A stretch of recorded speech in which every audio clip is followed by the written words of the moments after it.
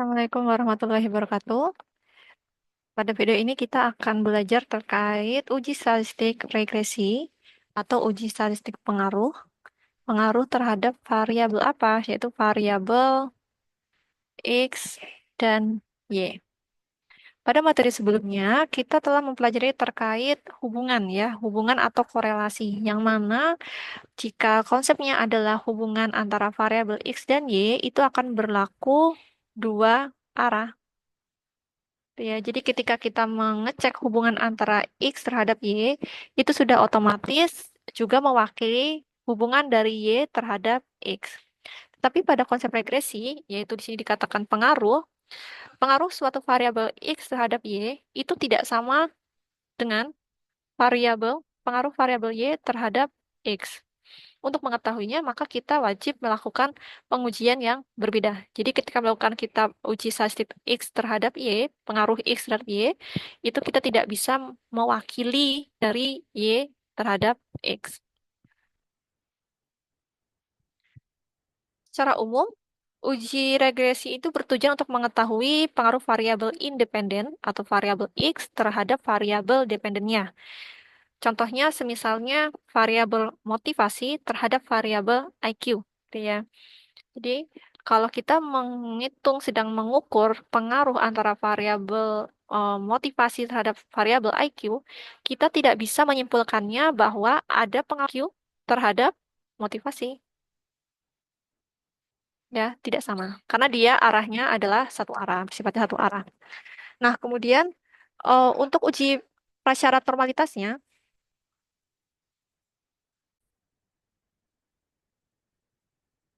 kemudian kita akan mencari seperti biasa ya, ketika kita melakukan uji regresi, kita akan melakukan uji prasyaratnya terlebih dahulu. Ya. Uji prasyaratnya apa? Yang jelas ini adalah terkait normalitas. Jadi uji prasyarat yang pertama adalah normalitas. Tetapi perbedaannya adalah pada regresi, uji normalitas yang dilakukan itu adalah pada residualnya, bukan pada nilai aslinya.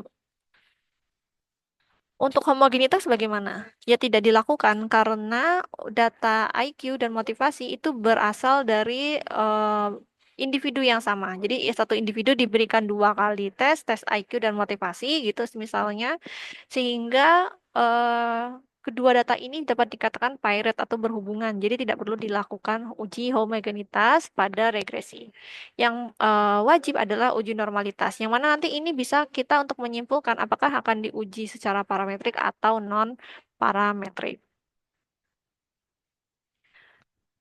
Pada pengolahan uji statistika, yang akan kita lakukan ada kurang lebih dua hal ya. Yang pertama kita mengecek dulu uji linearitasnya, yaitu untuk melihat bentuk pengaruh dari suatu variabel X misalnya terhadap Y. Dan untuk menguji linearitas itu kita akan mengambil hipotesis. Hipotesisnya apa? H0-nya itu dikatakan bahwa pengaruh ini memiliki bentuk linier. H1-nya tidak linier. Nanti kini dapat dari mana? Ya dari nanti hasil output sig-nya. Ya, seperti pada output yang global, jadi sig kalau lebih besar dari 0,05, maka nanti yang diterima adalah H0-nya. Kalau kurang dari 0,05, yang diterima adalah H1-nya atau H alternatifnya. Dari apa? Karena kita sedang membahas tentang uji linearitas, maka H0 dan H1-nya berarti terkait tentang linearitas. Gitu ya. Yang ini. Kemudian kita setelah melakukan uji linearitas, kita melakukan uji regresi. Pada regresi, hipotesis yang kita ambil adalah beta sama dengan 0 untuk H0-nya. Sama dengan 0 itu maksudnya apa? Berarti kan tidak ada ya. Tidak ada pengaruh antara variabel X terhadap Y-nya.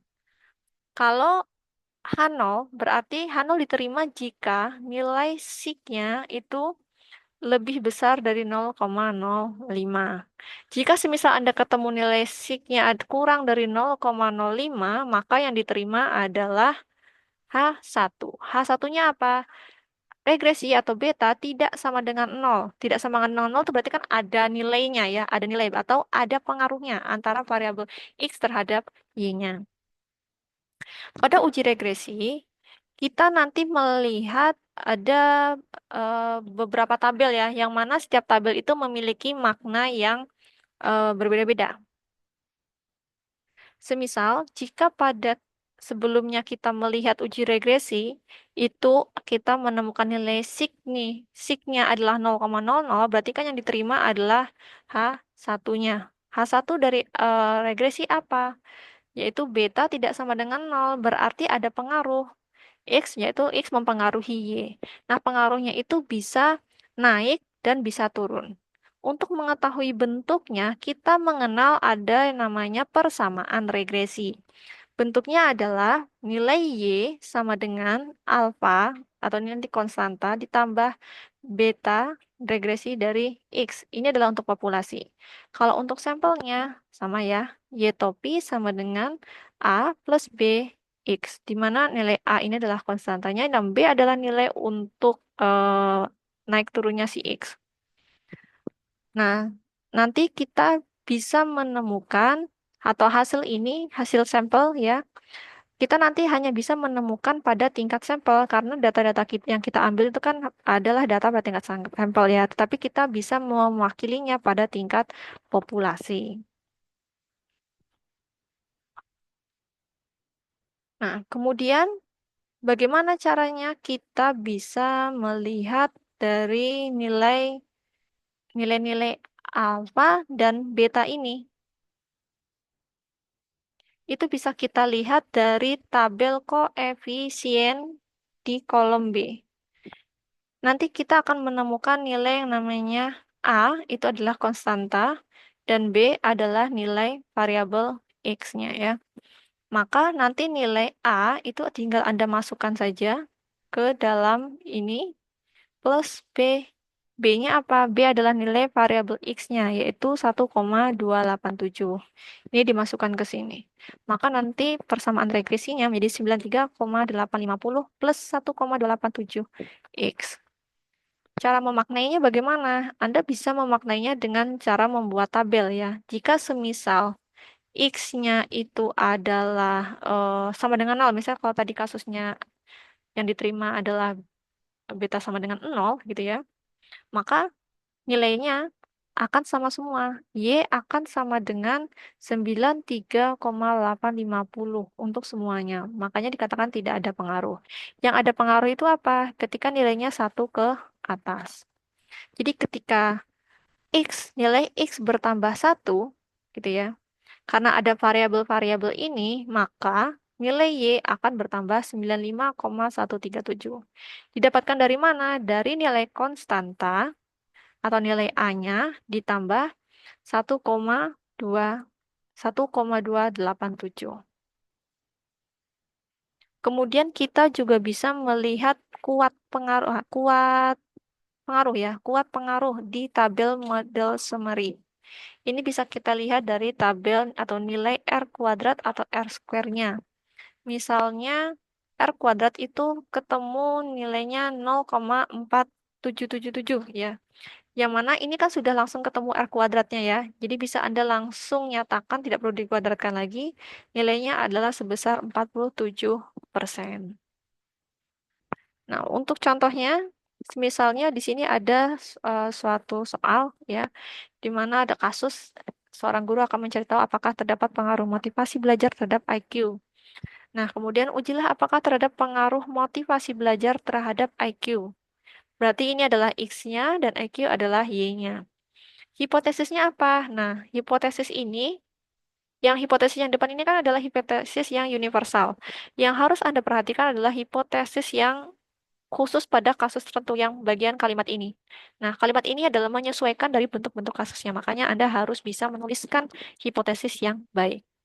Oke, untuk pelatihan, silakan Anda nanti pindahkan data-data berikut semuanya ya ke dalam Excel dulu. Baru dari Excel nanti kita pindah ke SPSS.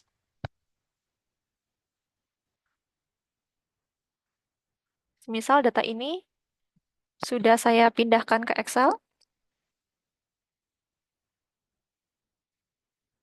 Ini ya. Kemudian dari Excel ini saya kopikan ke SPSS.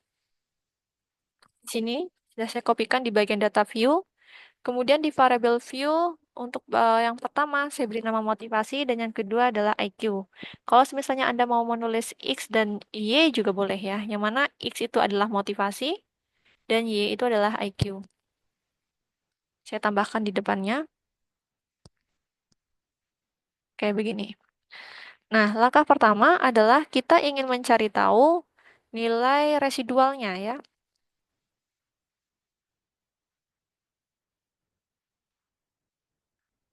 Untuk nilai residualnya, kita bisa bagian analyze.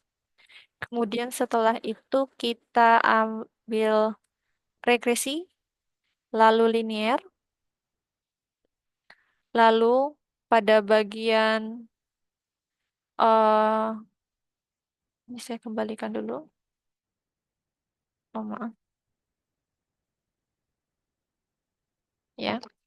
Untuk variabel independen itu kan adalah X, yang motivasi dimasukkan ke X, kemudian yang dependen dimasukkan ke Y, lalu kemudian bagian save diklik, lalu pada bagian residual diklik yang unstandarized. Terus continue.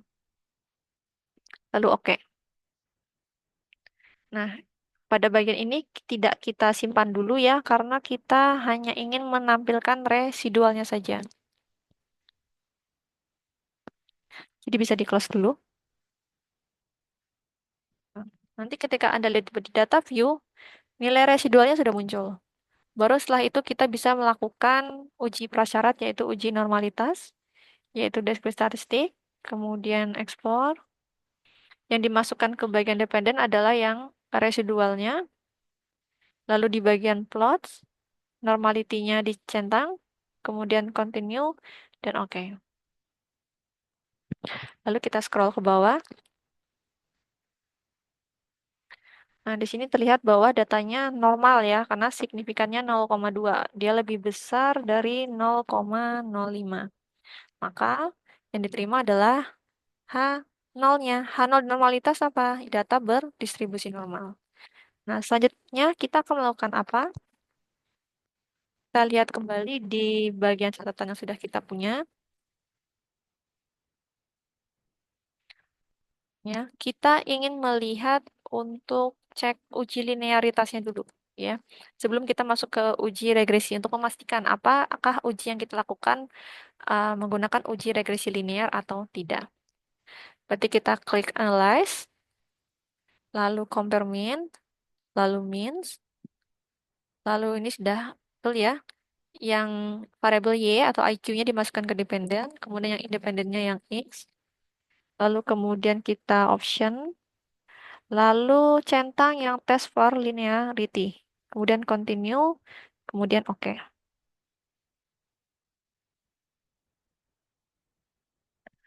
Nah, pada bagian ini Anda fokus pada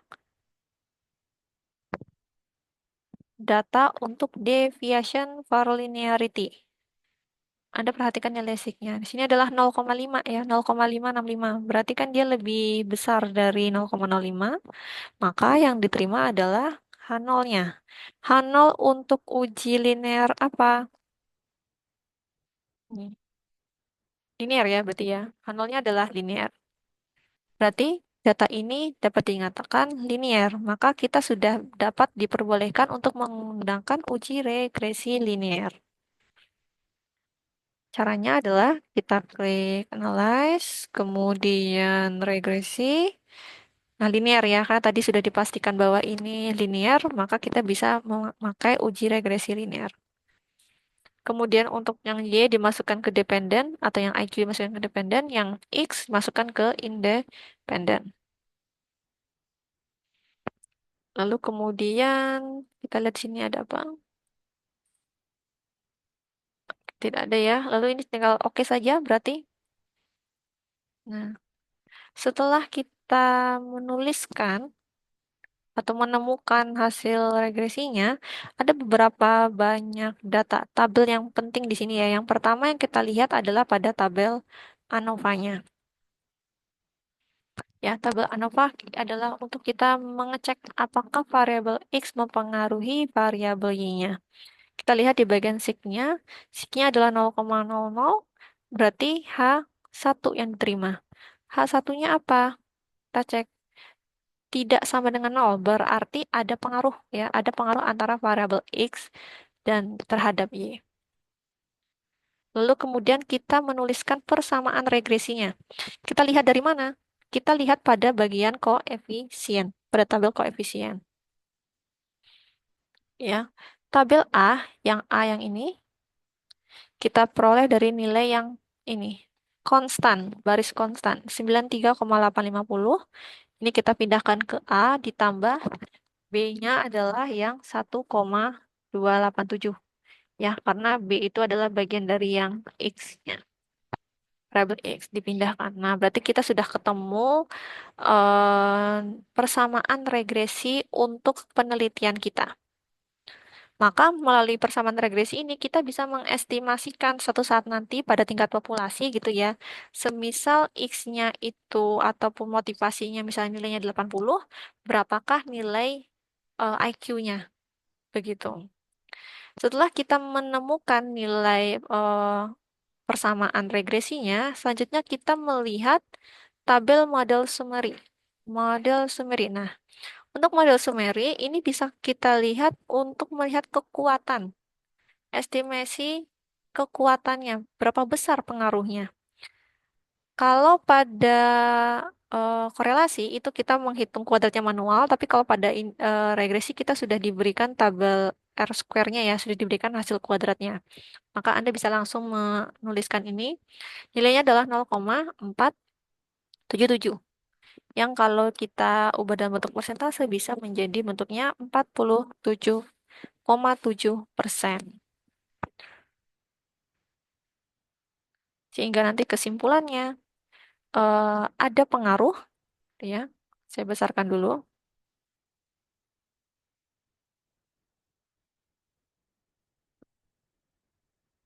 Maka nanti kesimpulannya ada pengaruh